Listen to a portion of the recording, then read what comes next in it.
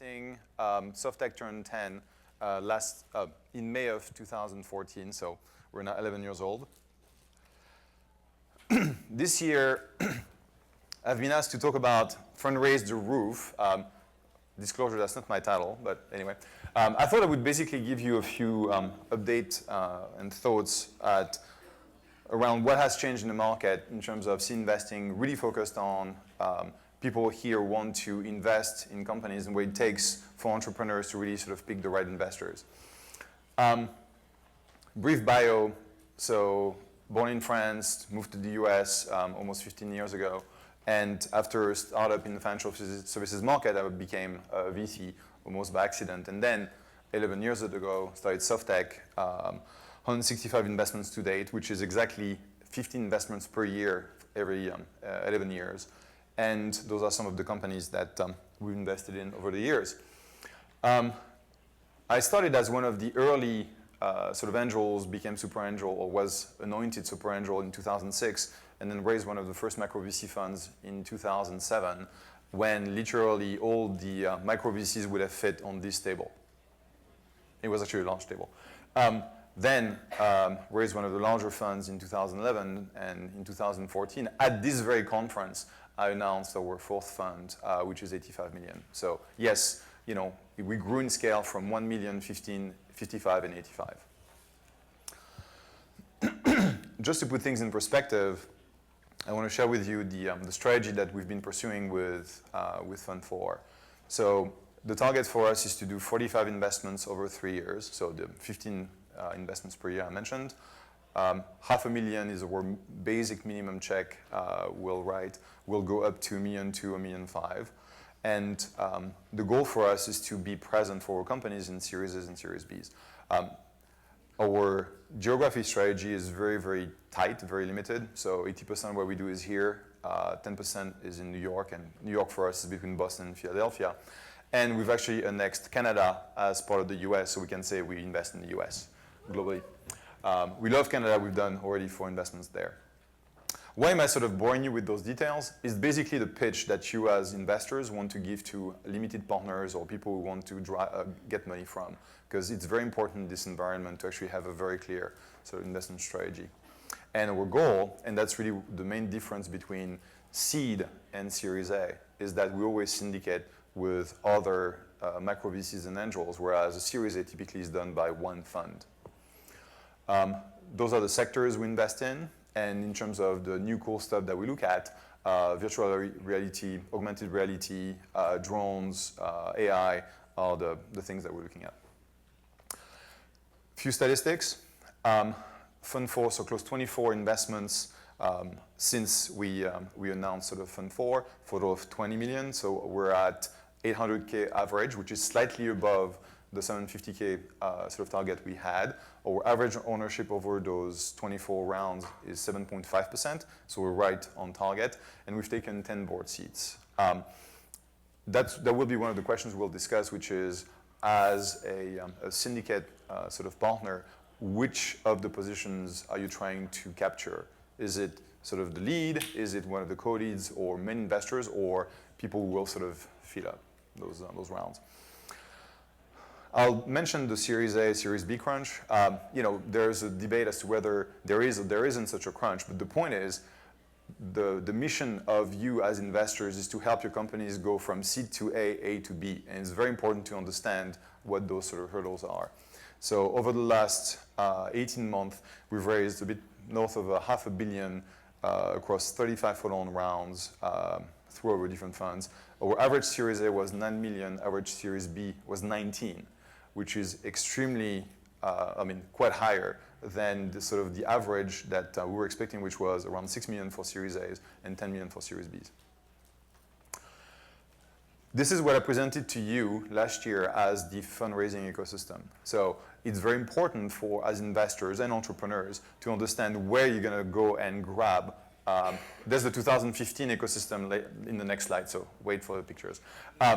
This is very important to understand the different sort of opportunities you have to raise money and what sort of stages and accomplishments that you need to show, you know, to attract this capital. And this is a 2015, sorry, 2015 ecosystem, two or three changes I want to point to. One is seed rounds have become very large. 1.5 to 3 million is basically what we at SoftTech see on a regular basis. Series A's actually are still in the $5 to $15 million range. Series B's have really sort of seen an increase where it's not rare for us to do a $30 million Series B. And then this morning during some of the talks we mentioned SPVs, special purpose vehicles, which are sort of LLCs which are put together by investors to just invest in a specific round of a specific company. And we see them all over the place. So once again, as investors and entrepreneurs, you need to understand that ecosystem because at some point, this is where you will fit and this is where you will play. A couple of thoughts on what has been happening on the seed stage. So it's, think about the first couple of stages I mentioned. It used to be that in the early days when I started 11 years ago, there was this thing called friends and family round. And it was 50 to 100K that someone who really likes you as a founder will give you and potentially will forego because they're friends or family. That friends and family round has become the pre-seed stage where you now have institutional fund that really focus on that first sort of cash that will come in. And at that time, the team is basically the founders. The stage is kind of concept, so you have a PowerPoint, no code, and you will get about 12 months of runway out of a $500,000 round. The investors will be angels, but also those new types of funds that are now sort of targeting that super early stage. And typically SoftTech doesn't play at that level. You then have the seed stage, which is really sort of the first institutional sort of syndicated round where you have the team with the founders and a few engineers. The runway you'll get out of that round is 18 to 24 months. In terms of what will we get, the early data we'll get, it will be sort of a few indications around usage, user acquisition or customer acquisition, and for some companies, some bits of revenue. The size will be in the $1.5 to $3 million sort of range, and the syndicate typically would be a couple of micro VCs and then angels and a few other sources like AngelList. This morning, Gil Pancina talked about his syndicates. We see them in some deals. And then there is the seed prime, seed extension, post-seed round, which is kind of a new thing as well.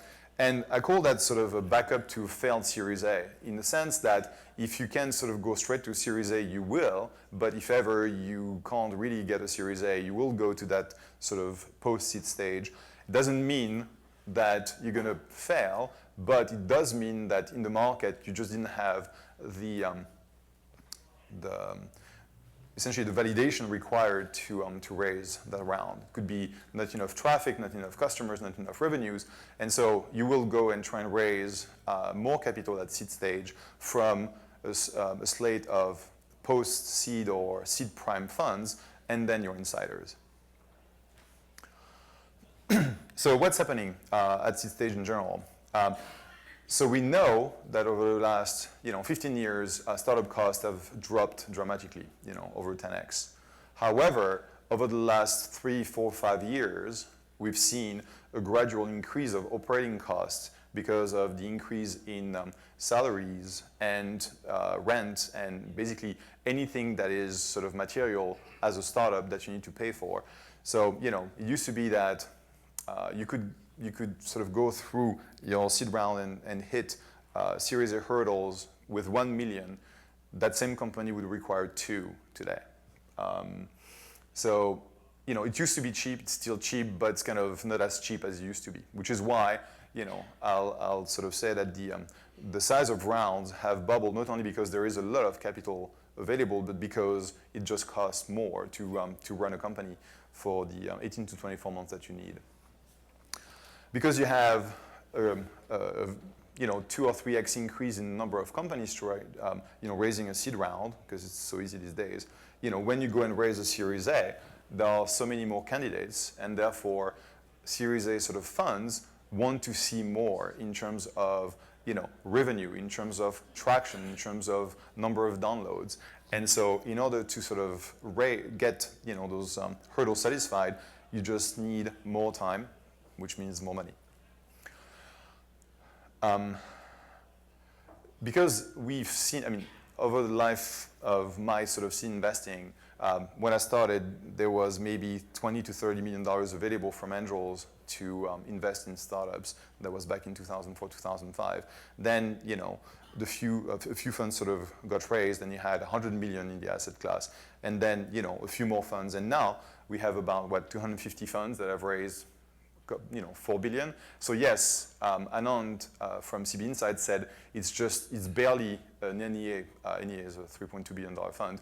But when you think about a 10x increase in the capital available to raise at seed stage, that has just changed the way sort of this sort of stage has been played, in a sense that entrepreneurs have a lot of choices as to where they can raise capital, but not every sort of investor is equal from the standpoint of value add.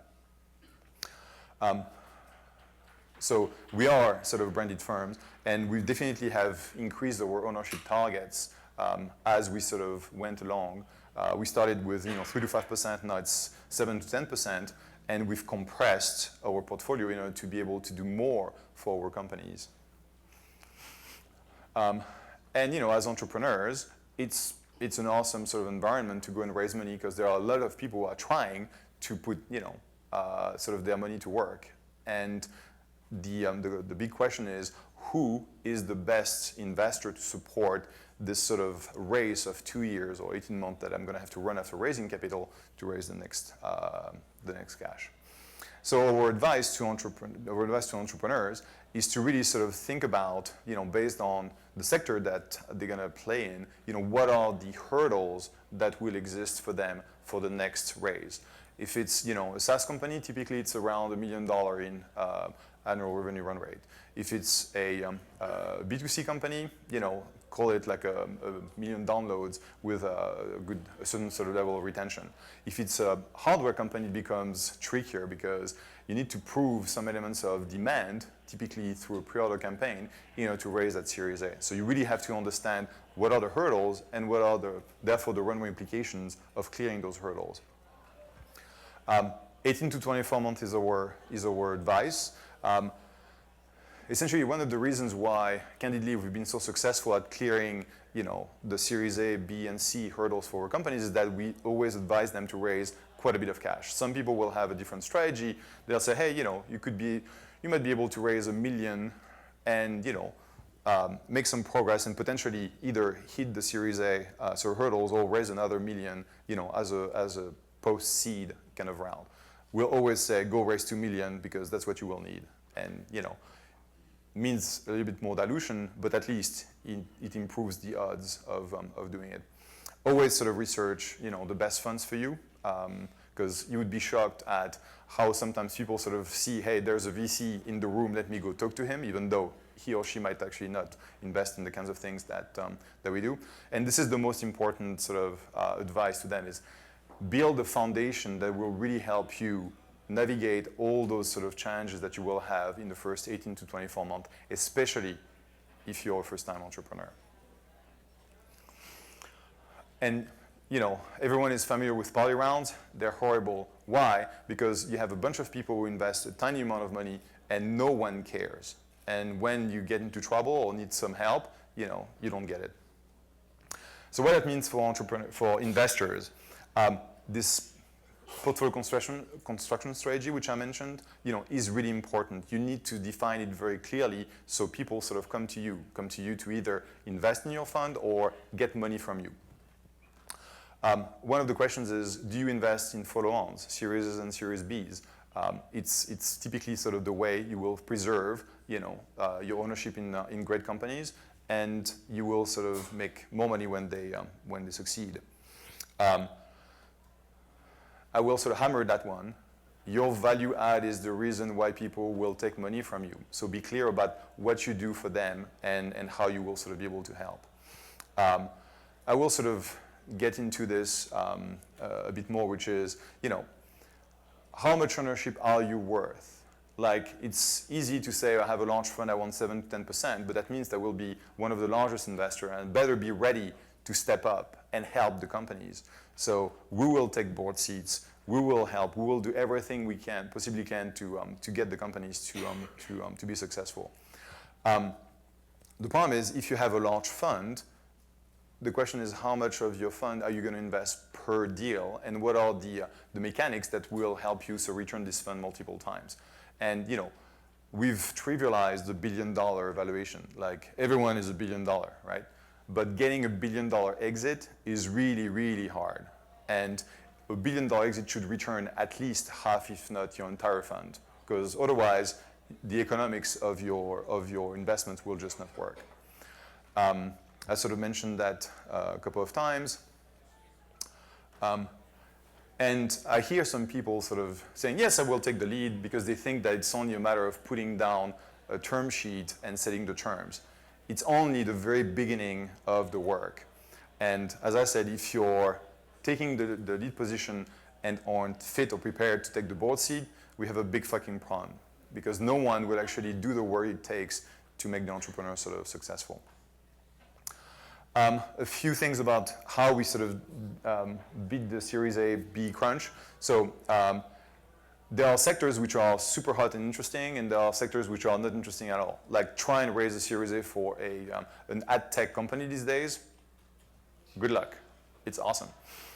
Which means, to be candid, that when you think about raising, sort of investing in a company, you need to think about the fundability of that company 2 years down the road. And if it's one of those sort of really not interesting sectors for investors, it's very challenging. I talked about, figure out those hurdles and how you're going to beat them.